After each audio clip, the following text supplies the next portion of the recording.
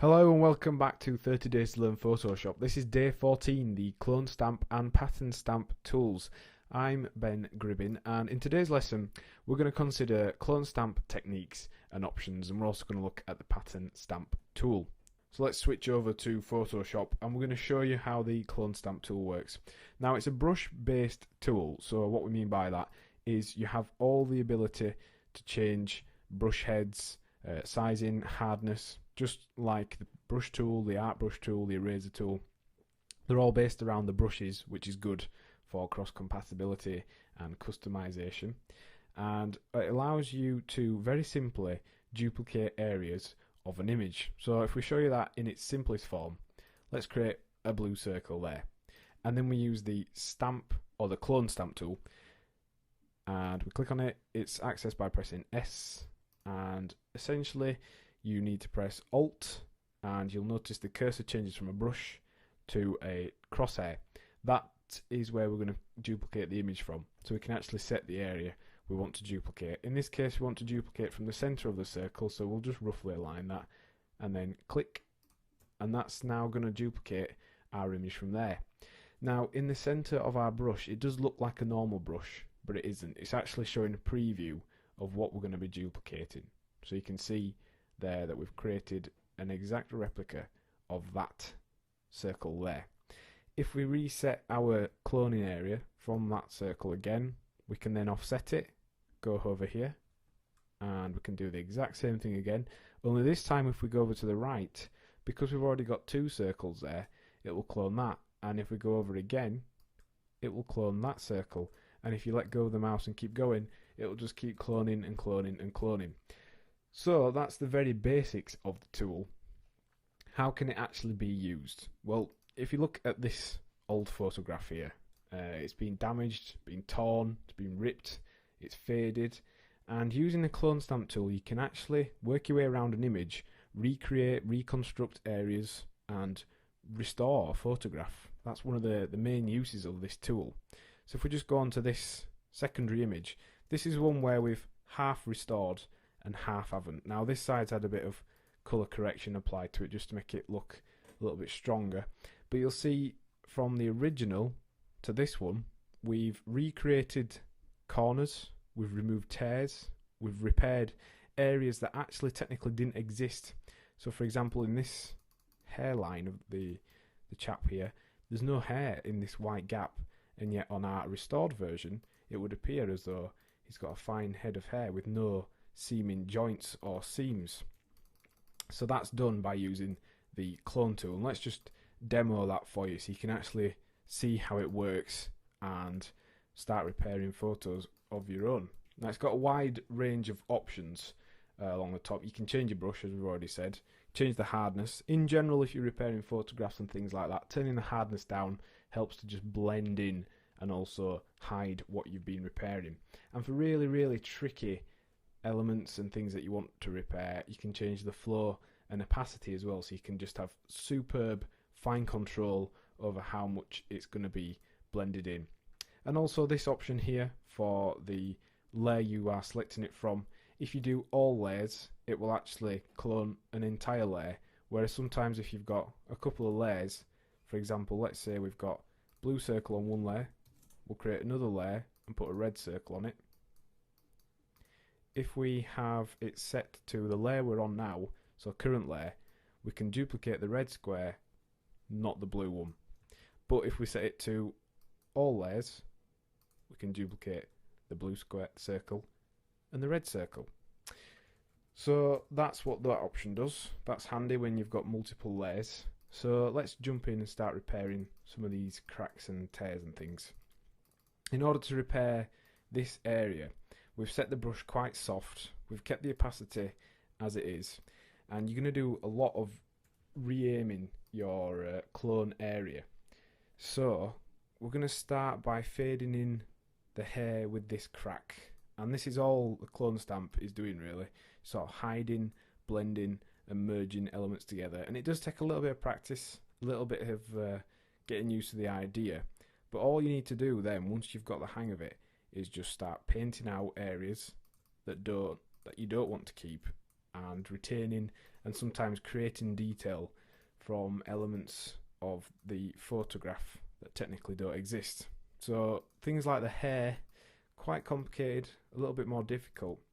And what you're looking for are lines that you can continue, and either side of this damaged area we're going to borrow this hairline, and we're going to borrow this hairline, and then we're going to use some of the forehead colour, just pressing Alt and click on the area we want to copy from in order to be able to reconstruct that area.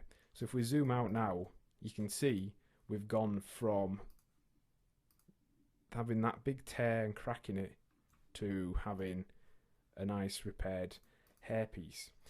And then you'll notice on our restored version we've actually created a corner and removed all those cracks. So how did we do that? Well, the cracks and hairlines here, very, very easy to use because they're on almost a flat colour with some noise. That's not a problem with the clone stamp tool because it's able to just replicate the noise, and because noise is such a busy thing, it does just fade into each other anyway.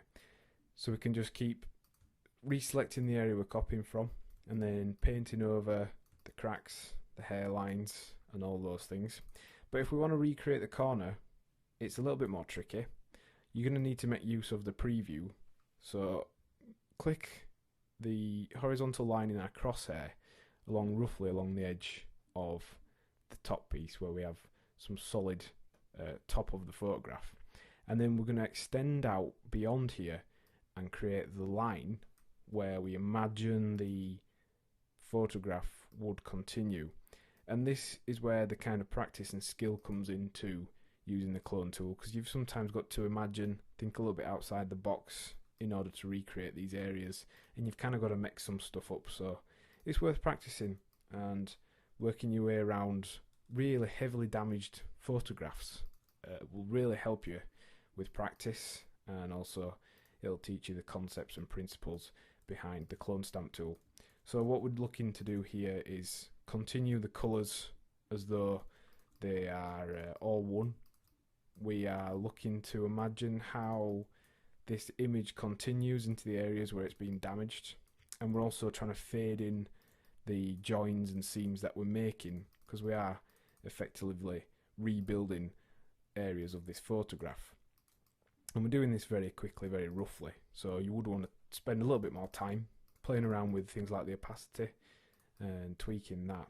And you can see we've managed to rebuild the corner here just by resampling, rebuilding and selecting areas that we want to use. Now, in order to finish that off, we can go ahead and just select some of this fabric background and just paint on and tidy up that edge. Then when that's printed out, fundamentally you won't be able to realise that any repairs are being made to that. So that's one of the main uses of the clone stamp tool. It's probably my favourite tool in Photoshop because it's very easy to use once you get the hang of, and it creates some really cool effects, helps you restore images. It's totally flexible, so we can use all the brush sets and things like that along with it, and we can create some really cool restored photographs. Now the pattern stamp tool, again under S, Shift and S to switch between them, is similar to the clone stamp tool, only it clones in patterns. So if we actually select the whole of our image here and go to Edit, Define Pattern, press OK. When we then go to select our texture that we want to clone in over here, we can select our image, and we're going to show you something that you can use the pattern stamp for. Now normally it'd be used just to clone in a random texture. You can see Photoshop has lots of textures already built in, so you could just paint over and add in textures and things like that. But if we set on the impressionist setting and use a combination of different brush heads and different strokes of varying length, we can actually make a sort of what appears to be, let's just put it onto our photograph texture, what appears to be a hand drawn painting. So just clicking on one spot would create hopefully a pretty decent strong colour of that area, but then painting in the shapes and outlines with longer strokes helps start to build up this appearance that our image is created using oil pastels or is a painted photograph. So it's a cool effect. It takes a little bit of time to get used to, but with a little bit of practice and time, you can create images that look as though they've been painted by hand, and you can create very convincing, very good effects using this tool. So it's quite handy for doing things like that, and also just cloning in general patterns and shapes over the top of our images. So what have we learned in today's lesson? Well, we've looked at how to use the clone stamp to duplicate images, and also how we can use it to repair photographs. And we considered how we can use the texture clone tool to create a faux painted image, and also how we can use that to apply textures to files. And your task for this lesson is to find an image which has dust specks, which has tears or damage, watermarks, things like that, and experiment with removing the blemishes using the clone stamp tool. Next time on 30 Days to Learn Photoshop, we're going to look at the Magic Wand tool. Thanks for listening.